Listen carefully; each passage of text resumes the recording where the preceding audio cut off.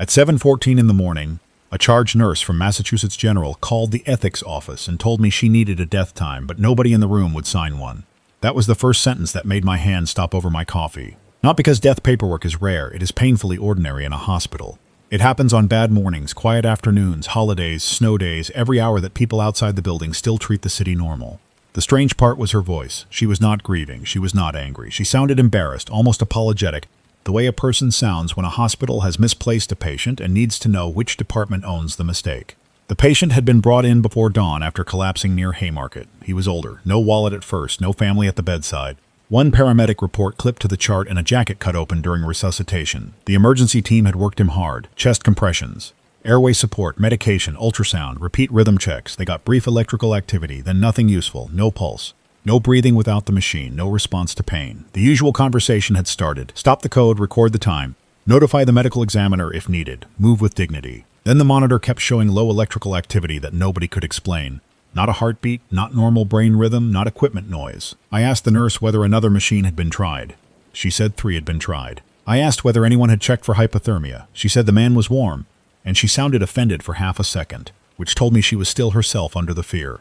I asked whether an attending physician had examined him for brain death. She said 2 had started, neither finished, because the findings would not stay final. His pupils had been wide and still, then one constricted. He had no gag reflex. Then a weak cough came through the tube without enough pattern to call it breathing. His skin color did not change the way it should have. His temperature did not fall. His blood chemistry looked wrong, but not in any standard direction. I told her not to write a death time until the attending physician and legal counsel agreed. That was a cowardly answer and a correct answer. Sometimes those are the same thing in a hospital. I hung up, walked out of my office, and went down the hall to find the chief medical officer. Before I reached the elevator, my pager went again. Beth Israel Deaconess had a patient after a catastrophic brain bleed. No meaningful activity on imaging, no chance of recovery. But the apnea test could not be completed because the patient kept making isolated, respiratory efforts that did not match any survivable pattern. The physician on the line said, "He is not alive in any way I can defend, but I cannot call him dead." That was when I stopped thinking this was one strange case. One strange case is medicine. 2 strange cases across 2 hospitals in the same hour is a pattern until proven otherwise. I had spent 22 years in emergency medicine before I became an ethicist. And one thing the emergency department teaches fast is that a pattern does not care whether people are ready for it. People want a clean cause first. Carbon monoxide, bad medication batch, contaminated oxygen, faulty monitor software, some new stimulant on the street, a lab error, a training failure, anything with edges. We did not have edges yet. We had people who should have crossed the final line and did not. By 7:40 in the morning, Boston Medical Center reported the same thing. A woman in cardiac arrest from an advanced infection had not regained consciousness, circulation, or any real respiratory function, yet the attending physician could not declare death because cellular activity continued in samples that should have deteriorated. The words came out dry and technical because that is how frightened doctors speak at first. They hide inside accurate terms. They say persistent residual biological activity when the room is full of family members asking whether mom is gone. They say inconclusive death determination when a nurse has one hand on a phone and the other on a shoulder that will not stop trembling. I was asked to join an internal call at 8 o'clock. It had people from hospitals across Boston and Cambridge, 1 lawyer from a hospital network, 2 representatives from the Massachusetts Department of Public Health, and 3 people who kept joining and dropping because the phone system was already overloaded. Nobody had a speech. Nobody had a theory. We went case by case. Cardiac arrest at Massachusetts General. Catastrophic brain event at Beth Israel Deaconess. Terminal infection at Boston Medical Center. Hospice patient in Dorchester who had been expected to pass during the night, but remained in a shallow, unresponsive state without meeting death criteria. Another hospice patient in Roslindale. Another in Quincy. A nursing facility near Brookline had 4 residents in what the nurse manager called stuck decline. The phrase irritated me. Stuck decline. It sounded too casual for people whose families were sitting in folding chairs and waiting for the last breath. Then I realized everyone on the call understood it instantly. That was the first shared language we had. Not dead, not recovering, not stable, not treatable, stuck. The hospitals were already filling with people whose bodies had reached the end of disease, injury, or age, but who did not complete the biological and legal process that allows medicine to stop its work. That sounds cold. I know it does. But every hospital depends on endings. Beds open because people recover, transfer, or die. Organ donation depends on strict death standards. Autopsies depend on death. Funeral homes depend on signed certificates. Families depend on someone qualified saying with care and certainty that it is over.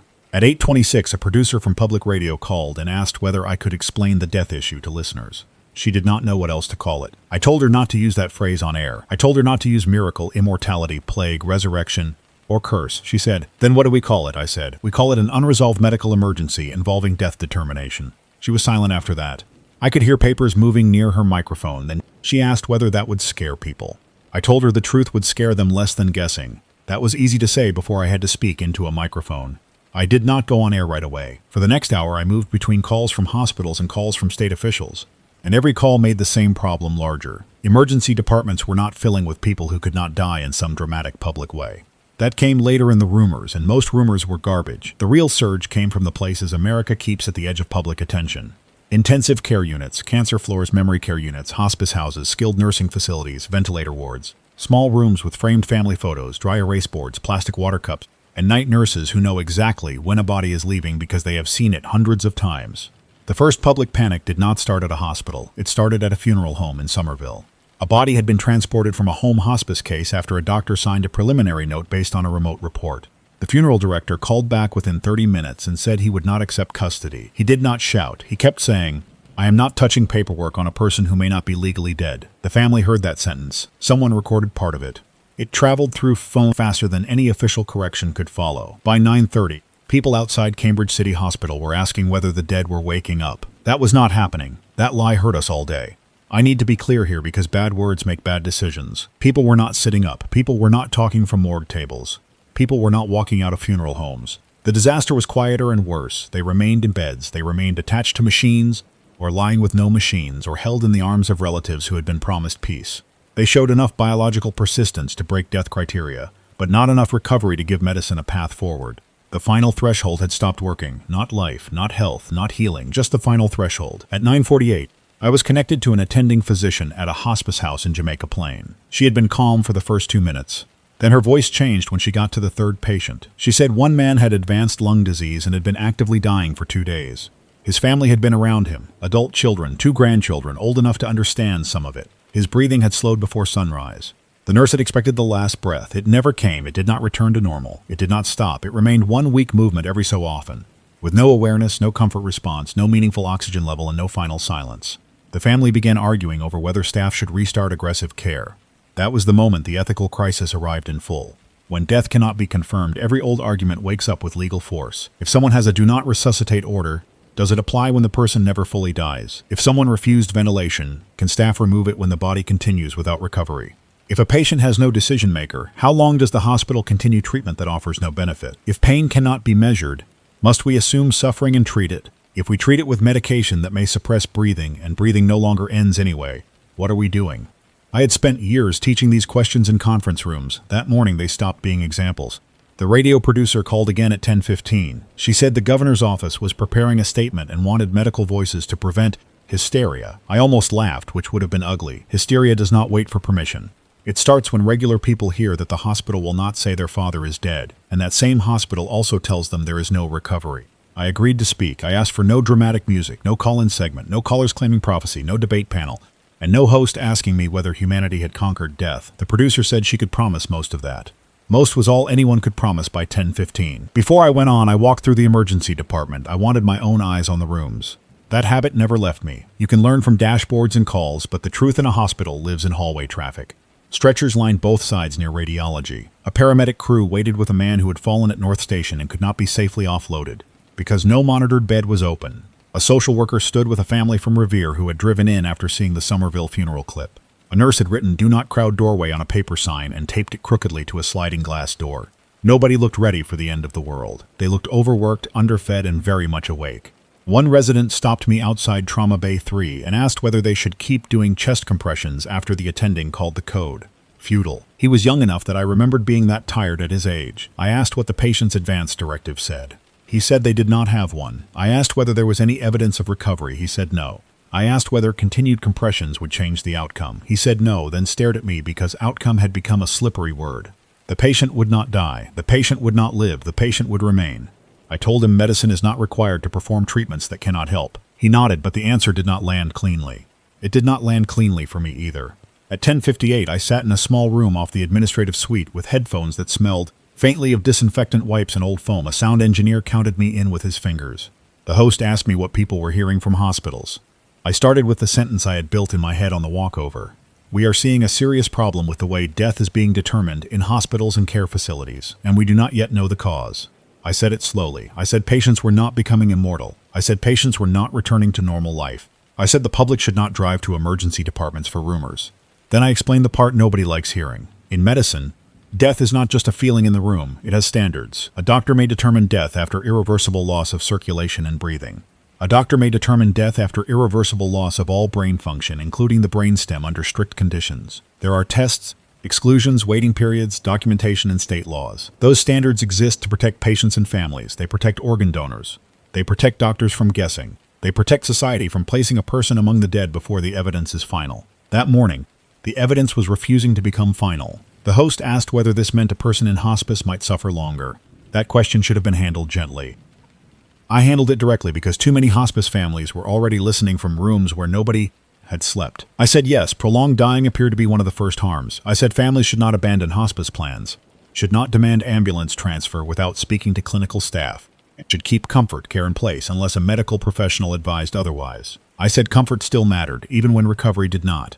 My throat tightened on that line because it was the first sentence I said that felt true and useless at the same time. The next update came to me on paper while I was still on air. A hospital administrator pushed it through the door and held up one finger so I would read it before speaking. The note said, New England Donor Services pausing all active organ recovery evaluations pending death determination guidance. I folded the note once. I did not read the organization name on air. I said transplant teams were facing immediate uncertainty because organ donation requires clear, legally valid death determination or living donor consent, and neither problem can be bypassed because people are scared. That was the first time I heard the host inhale and not ask the next question right away. The transplant collapse is hard to explain without sounding brutal. For many people waiting for a heart, lungs, liver, or kidneys, someone else's death opens a narrow chance at life. Medicine has built strict walls around that fact because trust matters. The donor must be dead by accepted standards before organs are recovered except in living donation under separate rules. The doctors caring for the donor are not the transplant team. Consent is documented. Time matters. Perfusion matters. Operating rooms, aircraft, couriers, tissue typing, recipient preparation, all of it moves on a schedule that assumes death can be determined. By late morning, that schedule had cracked in every direction. A man waiting for a liver at Leahy Hospital had already been prepared. His family had been told a donor case was possible, then the donor did not meet final criteria. I heard that from a transplant coordinator who had clearly been crying before she called the ethics line. She wanted to know whether there was any emergency exception. There was not. There could not be. You cannot rebuild transplant ethics during a panic and expect the public to trust it later. I told her the only answer I had. Pause. Document. Wait for state guidance. She said, he may die waiting. Then she corrected herself because that word had become unstable. He may get stuck waiting, she said. After the first broadcast segment, I expected angry calls. I got worse. I got calm calls from professionals who had no place to put impossible facts. A veterinarian in South Boston reported an old dog brought in for planned euthanasia. The medication caused deep unconsciousness. Then the expected final cardiac stop did not complete. The animal did not wake. The veterinarian refused more detail on an open line, which told me enough. A prison medical unit reported an inmate found unresponsive, no meaningful recovery, no certifiable death. A private nursing agency reported 3 home cases where families had been instructed to call hospice, not emergency services, but neighbors had already called emergency services anyway. By noon, ambulance diversion had become a citywide argument. Diversion means an emergency department asks ambulances to bring patients elsewhere because it cannot safely accept more. In normal times, diversion is inconvenient and sometimes dangerous. That day, every hospital wanted diversion and no hospital could absorb the diverted patients. Massachusetts General, Brigham and Women's, Boston Medical Center, Beth Israel Deaconess, Tufts Medical Center, all of them had pressure building. Smaller hospitals from Newton to Melrose were not safer. They had fewer beds and less room to improvise. The public kept hearing nobody can die and thought the emergency department had become less urgent. The opposite was true. If nobody can die, injury still matters, stroke still matters, bleeding still matters, heart attacks still destroy muscle, infection still overwhelms organs. Trauma still breaks bodies, pain still exists, fear still exists, babies are still born, dialysis patients still need dialysis, insulin still matters. Oxygen still matters. The phrase nobody can die made people stupid for a few hours. People drove recklessly. People refused medication because they thought consequences had been suspended. A man jumped from a low roof in Chelsea to prove a point to his friends and arrived with both legs badly injured, awake, screaming, and no closer to being unbreakable than anyone else. He had not found eternal life. He had found the emergency department. The state opened a medical coordination center shortly after noon. That sounds more organized than it felt. The call had hospital leaders, emergency management staff, public health lawyers, long-term care representatives, hospice leaders, and a few people from the chief medical examiner's office. The medical examiner's office was blunt. Without legal death, No standard death certificate. Without death certificates, no burial permits. Without burial permits, funeral homes cannot proceed. Without reliable death times, insurance, inheritance, custody issues, and criminal investigations all freeze. One lawyer said, "We are not discussing those secondary systems yet." The medical examiner said, "They are not secondary to the families calling us."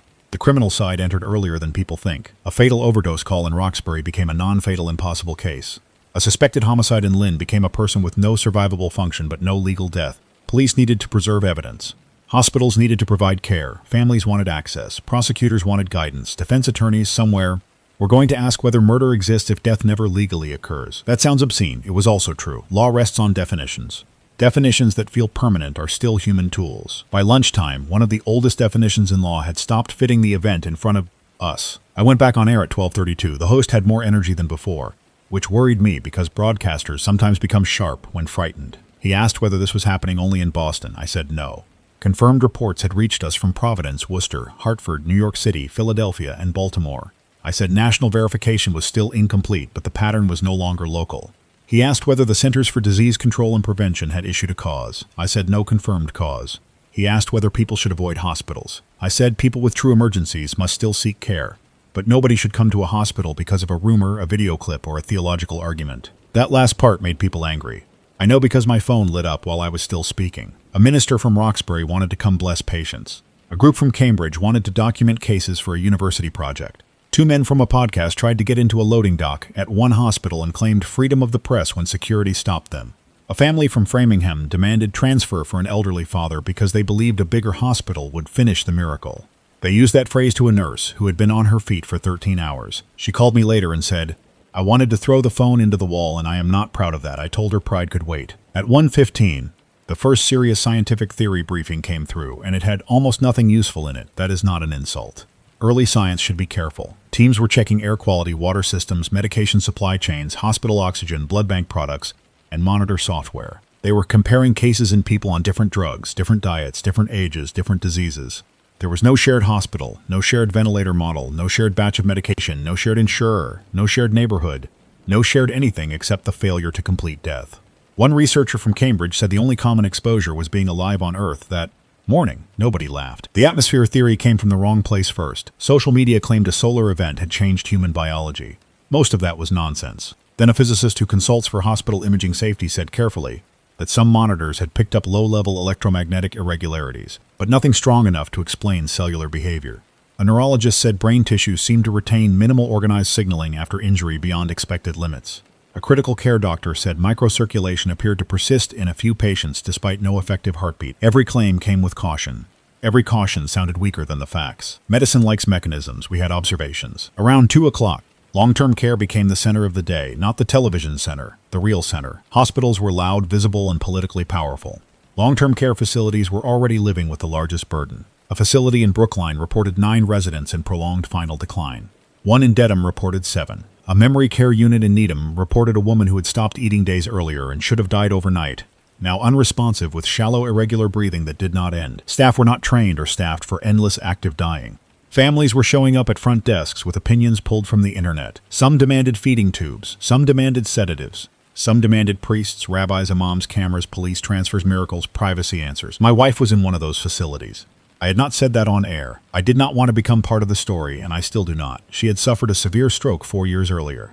She was not gone. She was not the woman she had been. Both things were true. Her care team knew me, which made everything harder because doctors are terrible at being family members inside systems they understand too well. That morning, she had a fever and worsening breathing from an infection we had all known might be the final one. I had signed the papers years earlier. Comfort-focused care. No transfer unless comfort could not be maintained. No chest compressions. No breathing machine. Clear choices made on good days for bad days. At 2:11, the nursing director called. She did not waste time. Her breathing changed, she said. She is comfortable. We are continuing the care plan, but she is not progressing the way we expected. Progressing. That is another word medicine uses when the destination is death. I closed my office door. The room went very quiet. I asked whether she appeared distressed. No. I asked whether there was any sign of awareness. No. I asked whether staff needed me there. She paused. That pause was kind. Not medically, she said. I thanked her and I stayed at the hospital because the city had become one large ethics consultant. Leaving would not help my wife. That is the sentence I still cannot make decent. I returned to the broadcast at 2:45 because the governor's office had released a statement and it was too polished. It said Massachusetts was coordinating with federal partners regarding unusual mortality reporting irregularities. I hated that phrase so much I wrote it down just to keep myself from saying something worse on air. Mortality reporting irregularities suggested paperwork had lagged, paperwork had not lagged, dying had changed, not death in philosophy, not the afterlife, not hope. The physical process at the bedside had changed enough to make every institution hesitate. The host asked me whether the state was lying. I said the state was using language built for uncertainty, liability, and fear. That was not a lie, but it could become harmful if it stayed that vague. I said the public needed plain instructions. Do not crowd hospitals. Do not remove relatives from care facilities without medical advice. Do not stop ordinary treatment. Do not test whether injury matters. Do not interfere with hospice nurses. Keep phone lines open. Bring medication lists if you must seek care. Respect advance directives. If a loved one is in final decline, ask the care team what comfort measures are being used and what signs of distress will be treated. Those instructions sounded small. Small instructions save more lives than big declarations. By 3 o'clock, the city had started to bend around the hospitals. Traffic backed up around Longwood Medical Area because families tried to reach Brigham and Women's, Boston Children's, Beth Israel Deaconess, and Dana-Farber all at once. Brookline Avenue slowed, then stopped. Francis Street had police at the corners. Ambulances used side routes and still got trapped behind people who believed hazard lights made their fear official. Near Massachusetts General, Cambridge Street, and the roads around the West End filled with news crews, relatives, delivery drivers, and people holding signs. The signs were confused. Some thanked God, some accused doctors, some asked for names of the first undying. That phrase made nurses furious. Inside hospitals, language rules changed by the hour. We stopped saying expired. I never liked that word anyway. We stopped saying deceased unless death had been legally documented before the event window. We stopped saying actively dying without explaining what we meant. We used prolonged terminal state for patients with no expected recovery who had not met death criteria. Then legal counsel objected because terminal implied death was coming and nobody could promise that anymore. Someone suggested non-recovering biological persistence. Every clinician hated it. Every lawyer liked it. That means it was probably going to survive. At 3:20, a family conference at our hospital broke down badly enough that security stood outside the room. The patient was a man in his 70s with advanced heart failure, kidney failure, and an infection that had not responded to treatment. His daughter had medical power of attorney and wanted comfort care only, which matched his written directive. His son arrived from out of state after hearing nobody could die and demanded full treatment. He said if death had stopped, recovery might come next. That was not irrational in the way people use the word during arguments. It was grief grabbing the nearest available idea. But grief with a legal argument can harm a patient. I sat with them for 40 minutes. The daughter had the paperwork in a folder that had been opened and closed so many times the edges were soft. The son stood most of the time. He kept asking whether I could prove his father would not wake up. I told him medicine rarely proves a negative in the way families want. We weigh evidence, burdens, benefits, and the patient's own values. He said values change when the world changes. I said written directives exist because people know bad days will pressure families into changing decisions the patient already made. He called me a bureaucrat. I had been called worse for worse reasons. The daughter cried without making much sound. The patient did not move. We kept the comfort plan. The son left the room and told a local reporter that the hospital was refusing care because old people cost money. That clip moved fast. By 4 o'clock, 3 hospitals had similar accusations circulating. One woman stood outside Boston Medical Center and shouted that doctors were hiding a cure for death. I understood why security wanted her moved. I also understood why moving her would become another clip, another proof for people who had already decided medicine was the enemy. Public trust is not a speech. It is 1,000 small experiences that either hold or fail that day. Every hallway conversation became part of the public record because phones were everywhere. The religious response was not one thing. That matters. Some leaders told people to stay calm, respect nurses, and avoid turning suffering patients into symbols. Some demanded access. Some called it a warning. Some called it mercy.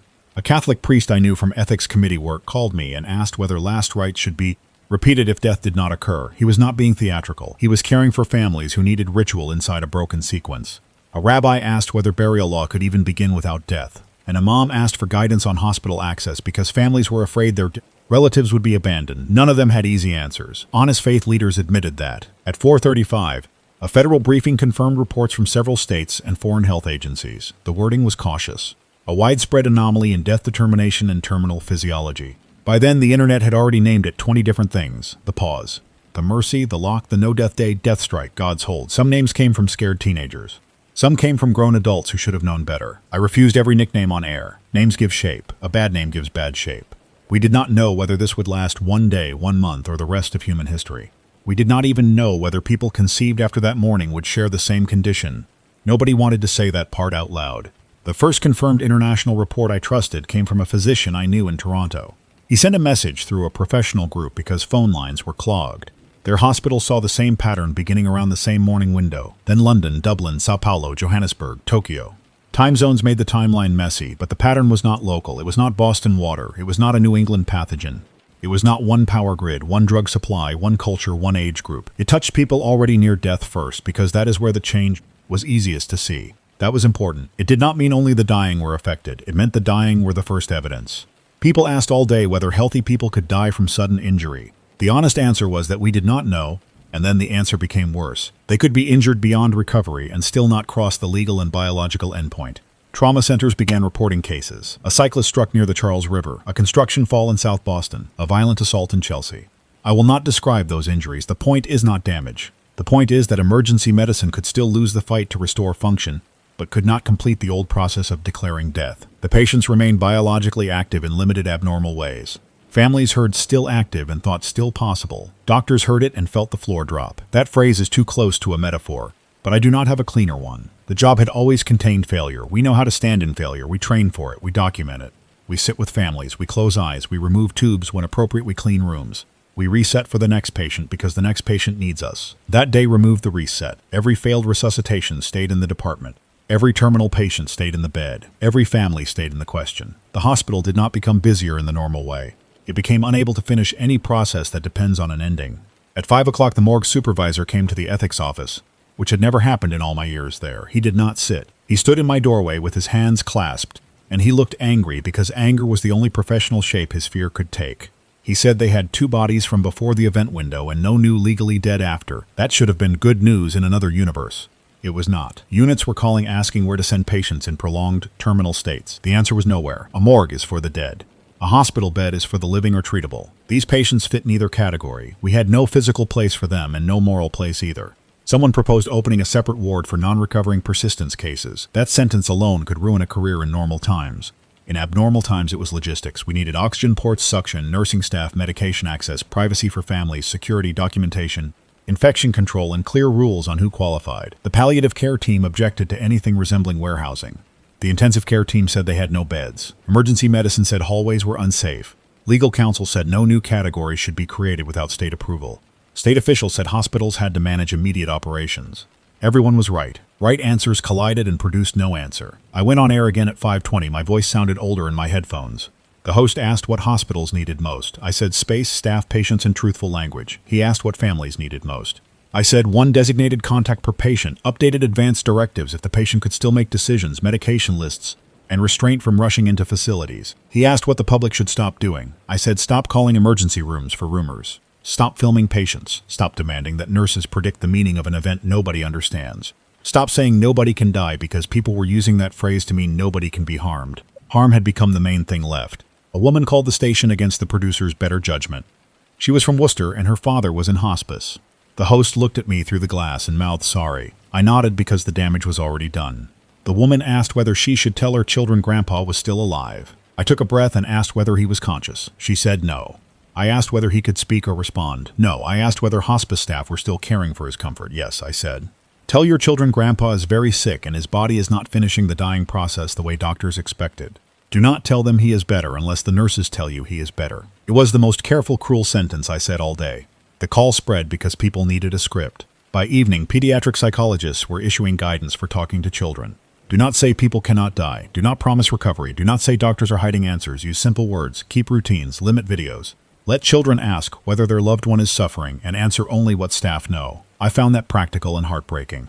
The world had changed in the morning, and by dinner adults needed instructions for telling a 7-year-old why a grandparent was neither gone nor coming back. At 6 o'clock, the first shift change became a crisis. Hospitals run on shift change. Nurses hand off patients, doctors sign out, respiratory therapists cover machines, transport staff move bodies, environmental services clean rooms, food service delivers trays, security rotates posts. That evening, nobody wanted to leave and nobody could safely stay forever. Off-going nurses were carrying details in their heads that no chart field captured. Oncoming nurses walked into units where the patient count was technically unchanged, but the emotional count had doubled. A nurse in the intensive care unit told me she had 4 patients. Her assigned 4 patients had not changed, but each had 3 families. The relatives in the room, the relatives on speakerphone, and the people online telling the relatives what to believe. The emergency department waiting room changed after work hours. More people came in because regular clinics had closed or stopped answering phones. A man from South Boston brought his mother because the nursing facility would not let him visit beyond one person at a time. A college student came in after swallowing a dangerous amount of pills and told triage she thought death was off the table. She was wrong in every way that mattered. She could still suffer organ damage. She could still lose consciousness. She could still enter the same prolonged state everyone feared. A triage nurse told me later she wanted to shake her, then hugged her instead because the student was 19 and terrified. At 6:40, the governor held a live briefing with public health officials. I listened from a hallway while a resident used my office to call a family. The briefing did some good. It confirmed the state of emergency. It told people not to crowd hospitals. It activated additional medical transport coordination. It asked funeral homes to pause disputed transfers. It directed long-term care facilities to report prolonged terminal cases through a state portal. It promised federal coordination. It did not answer the question everyone had. What happens to the people already stuck? No official wanted to stand at a podium and say, "We do not know." So they said, "Guidance is forthcoming." Forthcoming became the day's most hated word. I got another call from my wife's facility at 7:10. Her fever was higher. Her breathing remained shallow and irregular. Comfort medications were working. No sign of distress, no meaningful response.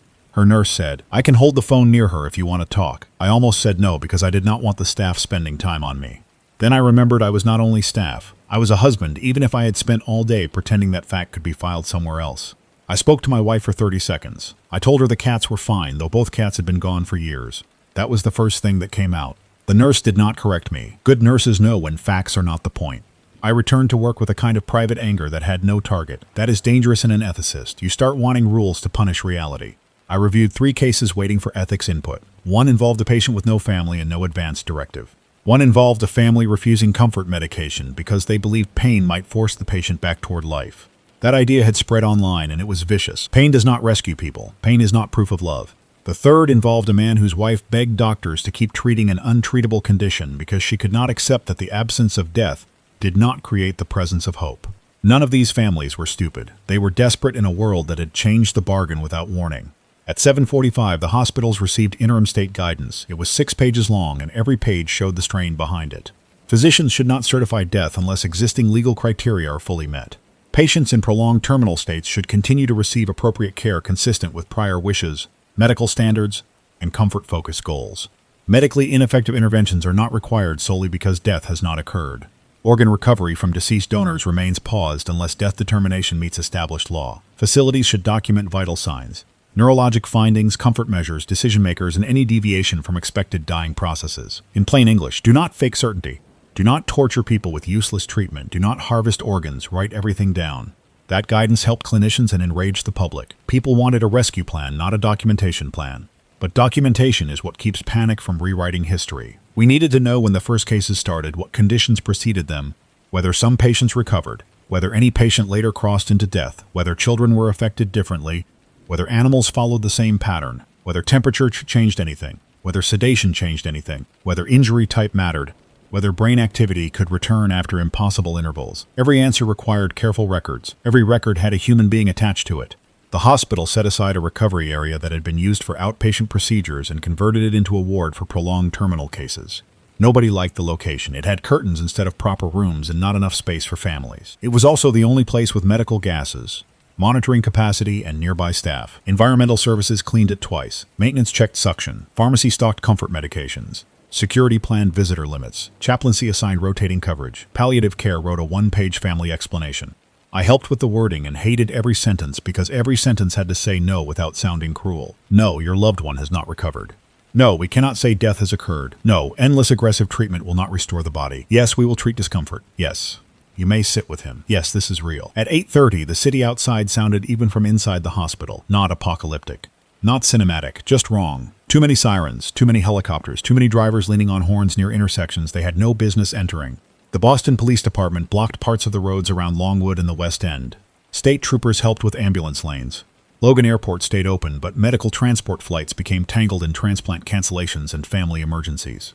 South Station had delays because a passenger in medical distress caused confusion over whether crews should start resuscitation differently. The answer was no. Start the same. Treat the same. Do not let a cosmic-sized uncertainty break the first steps of care. The national media became less useful after dark. Morning anchors had been confused, which at least left room for caution. Evening panels wanted conflict. Is this a blessing? Is this judgment? Are hospitals rationing care? Are scientists hiding radiation data? Can soldiers still be killed? What about executions? What about abortion? What about assisted dying states? What about life insurance? What about war? Every question mattered somewhere, but throwing them all into 1 hour turned the emergency into noise. I stayed with local public radio because local questions still had answers. Which hospitals are asking visitors to wait? What should hospice families do tonight? Can I bring medication from home? Who signs paperwork? Can funeral arrangements proceed for deaths before dawn? Those questions kept people grounded. Around 9 o'clock, a caller from East Boston asked whether she should keep giving her husband his heart medication. He had seen online that medication was pointless now. I told her yes, give prescribed medication unless a clinician tells you to stop. The host asked why that mattered if nobody could die. I said because the goal of medicine has never only been preventing death. It is preventing suffering, preserving function, treating disease, helping people breathe, think, move, sleep, eat, and stay out of agony. A world without death, if that is what this was, still contains every other medical disaster. That sentence became the cleanest explanation I had. People wrote it down. I know because nurses repeated it back to me later. At 9:35, a trauma surgeon from another Boston hospital called me privately. He did not ask for ethics guidance at first. He said, I need to say this to someone who will not put me on television. Then he told me his team had worked on a patient with injuries no one survives. They had done everything appropriate. The patient remained without consciousness, without meaningful circulation, without any chance of restoration, yet still not legally dead. The surgeon said, I have spent my career fighting death. Today I realized death was also the thing that stopped the fight. He apologized after saying it. He thought it sounded weak. It did not sound weak. It sounded accurate. The first time a patient improved, the news nearly wrecked us. A man in Providence who had been in prolonged cardiac arrest showed a return of organized circulation after an interval. Far beyond accepted survival, he did not wake. His brain injury appeared severe. But the phrase return of circulation escaped into the public before the details did. Families in Boston began demanding that doctors resume stopped resuscitations from hours earlier. One daughter screamed that Providence proved everyone could come back. It did not prove that. It proved the rules had changed in one patient in one way we did not understand. Hope without detail can become a weapon in a hospital corridor. I went on air again at 10:10 and explained the Providence case with every caution I had. A return of one body function is not recovery. A heartbeat is not consciousness. Consciousness is not independence. Survival is not quality of life. A rare improvement does not make every treatment beneficial. We would study any improvement carefully, but we would not turn every dying patient into an experiment without consent and reason. The host asked whether that sounded harsh. I said harsh is letting a family believe a reflex is a conversation. Harsh is breaking ribs during chest compressions on a person who begged never to receive them. Harsh is using a miracle story to erase a patient's own wishes. I could feel public patience thinning. The morning had been confusion. The afternoon had been argument. Night brought belief. People needed a story by nightfall. Human beings do not tolerate open uncertainty for long. Some chose religion. Some chose conspiracy. Some chose science fiction. Some chose denial and made dinner. Some sat in facility parking lots with coffee gone cold in cup holders, waiting for a nurse to call. Some stood outside hospital doors and demanded access. Some went home because children needed baths and somebody had to feed the dog. Ordinary life did not stop. That was one of the cruel parts. Garbage trucks still ran in some neighborhoods. Restaurants still filled takeout orders. A pharmacy in Dorchester stayed open late and had a line down the aisle. At 10:40, the hospital ethics committee held an emergency remote meeting. Half the members were in clinical areas, so the call had alarms and overhead pages leaking into the background. We agreed on temporary principles. Respect valid advance directives. Continue comfort care. Do not initiate invasive treatment without expected benefit. Use scarce intensive care resources for patients with plausible recovery, not simply patients unable to die. Maintain visitor rules, but create exceptions for final state cases because families were trapped in a process with no final moment. Protect staff from harassment. Request state-level crisis standards if capacity collapsed further. It was dry. It was necessary. It was not enough. During that call, someone asked whether we should create a time limit. After 12 hours in prolonged terminal state, transfer. After 24 hours, reassess. After 48, change category. Everyone knew why the question mattered. Hospitals cannot hold an unlimited number of patients forever. Long-term care cannot absorb them without funding, staff, equipment, and law. Families cannot sit forever. Nurses cannot sustain endless death watch without death. But any time limit sounded monstrous because the people were still legally alive. The questions stayed open. Some questions stay open because nobody is brave enough. Some stay open because no answer can be made clean by bravery. Near 11:15, a resident brought me a cup of coffee and a protein bar. I had not eaten since morning. She asked whether I thought death would start again. That exact phrasing had been circling all day, and hearing it from a doctor made it worse. I told her I did not know. She asked what we do if it does not. I said we build new law, new triage systems, new long-term care systems, new language for irreversible non-death, and probably new religions and new crimes before the month is out. She stared at me. I said, tonight we get through tonight. That was not wisdom. It was all I had. My wife's nurse called again at 11:40. The fever had not broken, breathing unchanged, comfort maintained, no distress, no death, no recovery. The nurse sounded tired in a way I recognized from my emergency days, when the body keeps moving because stopping would make it impossible to start again. I asked her whether staff had enough support. She said they were short but managing. I asked whether families were behaving. She said some were. That answer told the whole story. I thanked her. Then I sat alone for maybe 1 minute, maybe 5, I do not know. Hospitals destroy time during disasters. They turn it into tasks. Shortly before midnight, we got a national summary. No confirmed deaths in participating hospital systems after the approximate onset window, except disputed cases still under review from remote locations with incomplete data. That sentence appeared on my screen and I read it 3 times. No confirmed deaths, not no injuries, not no suffering, not no decline, not no loss, no confirmed deaths. The distinction mattered more than any headline could handle. The old human count had stopped at the edge of a new category. We did not know whether to count those people among the living, the dying, or something law had not named yet. The host asked me for one last segment before midnight. I almost refused. My voice was rough, and I had begun to hate the sound of my own caution. Then I thought of the hospice family still awake, the nurses still adjusting pillows, the transplant patients staring at phones, the emergency physicians being asked to do the impossible in rooms full of cameras, the funeral directors refusing paperwork, the children being told Grandpa was not better and not gone. I put the headphones back on. I told listeners the first day without confirmed death was not a victory. I said that plainly because the word miracle had become dangerous. A miracle should reduce suffering. This had not reduced suffering. It had trapped suffering inside systems built around endings.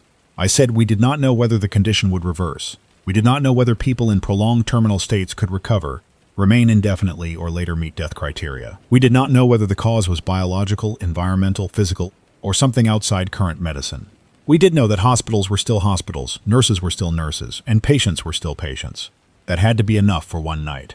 The host asked what I wanted people to do before sleeping. I told them to check on older relatives by phone, not by flooding care facilities. I told them to write down medication lists. I told them to locate advanced directives, healthcare proxy forms, and do not resuscitate documents if those existed. I told them not to make new medical decisions out of panic. I told them to avoid dangerous stunts because pain and permanent injury had not gone anywhere. I told them to be gentle with emergency dispatchers.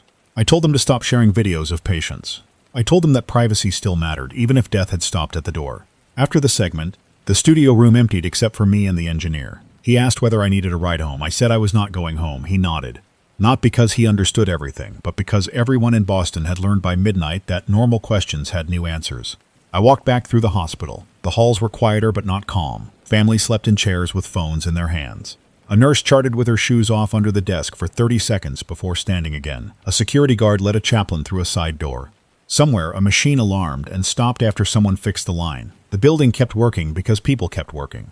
In the converted ward, the patients lay behind curtains with names printed on temporary signs. Not bodies, not corpses, not miracles, patients. That word did more work than any policy. One woman had her adult son beside her, reading old text messages from her phone. One man had no visitors, so a chaplain sat near him and filled the silence with ordinary speech about weather and baseball, because ordinary speech can be care when there is nothing else to offer. A nurse adjusted a blanket over a patient's feet. The patient did not respond. The nurse adjusted it anyway. I checked 3 charts, answered 2 questions, and signed 1 ethics note that said the current comfort plan remained ethically appropriate despite absent death certification. The sentence looked insane in the chart. It was also the truth. Before leaving the ward, I stood at the nurse's station and asked what they needed. One nurse said more staff, another said fewer cameras, another said coffee. The oldest nurse there said, "I need people to understand that alive does not mean okay." Nobody answered because the sentence did not need help. At 1:20 in the morning, my wife's facility called one more time. I stepped into a stairwell to take it. Her condition had not changed.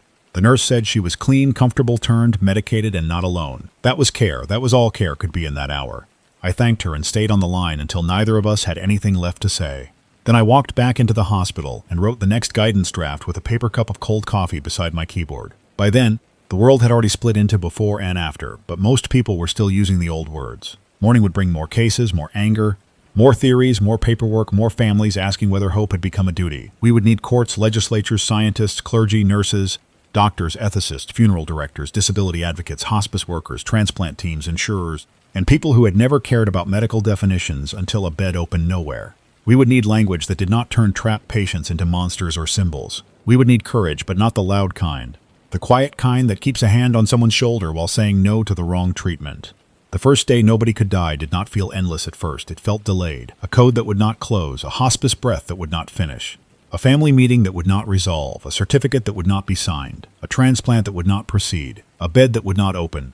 Then the delays joined together and became a new reality. That is how large disasters often arrive. Not all at once in the way people imagine. They arrive through small procedures, failing one after another until the ordinary world cannot perform its ordinary work.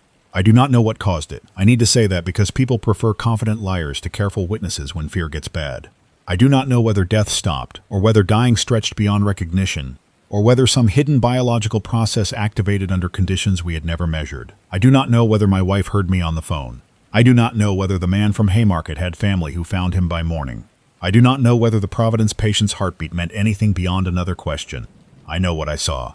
I know the hospitals did not invent it. I know the nurses kept working. I know the families deserved better than slogans. If you are listening to this because you want the clean answer, I do not have one. If you are listening because someone you love is in a hospital, a hospice room, a nursing facility, or a bed at home, then I can give you something smaller and more useful. Ask whether the person is comfortable. Ask what the care plan was before the world changed. Ask who has legal decision-making authority. Ask what treatment can help and what treatment only adds burden. Write things down. Let one family member speak for the group. Do not punish the nurse for failing to explain the impossible. Do not turn a reflex into a promise. Do not turn the absence of death into proof of recovery. I used to think the hardest sentence in medicine was, "There is nothing more we can do." I was wrong. There is almost always something more we can do. We can treat pain, we can clean a mouth, we can turn a patient, we can lower lights. We can call family, we can protect privacy, we can refuse a harmful procedure, we can sit still when speech would only serve our own discomfort. The harder sentence is, there is nothing more we can do to bring back the person you remember, and death has not come to release anyone from that fact. That sentence is too long for a chart and too heavy for a hallway, but by midnight, it was the sentence Boston had to learn. By then, laboratories had begun asking for samples nobody wanted to name too bluntly: blood, tissue, spinal fluid, respiratory secretions, medication records, imaging files, monitor logs, ventilator wave timing notes from nurses who had watched the moment that should have become death and did not. Research staff wanted clean data. Bedside staff wanted one human answer. The gap between those needs became another kind of pain. Science needs slow accuracy, but hospitals needed guidance before breakfast. No honest researcher could move that fast without breaking trust, and no honest clinician could wait for perfect certainty while rooms filled. Outside medicine, the practical trouble kept widening.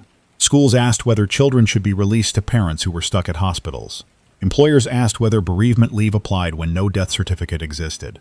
Life insurance companies stopped answering direct questions. Funeral homes locked front doors and used appointment-only signs. Police departments asked dispatchers to change language on death calls. Apartment managers called city offices because a tenant had been found unresponsive, not certifiable, and still legally present in a unit where no relative could be reached. Every boring system had a death field somewhere in its forms. That field had become unusable. Near 2 a.m, a young doctor asked me whether the old rules had failed or whether we had failed by trusting them too much. I told him the rules had done what rules are meant to do. They stopped frightened people from pretending certainty. The failure was not in the forms, the tests, or the laws. The failure was in our assumption that nature would keep supplying the final fact those systems require. That answer did not comfort him. It did not comfort me. It gave us a place to stand for the next decision, and on that night a place to stand counted for something. The first day ended without an ending. That was the truth of it. No final count. No final explanation. No final prayer that everyone shared. Just a city full of lit windows, blocked hospital entrances, exhausted staff, families on phones, and patients held in a state that medicine could describe only by admitting what it could not decide. I am still here.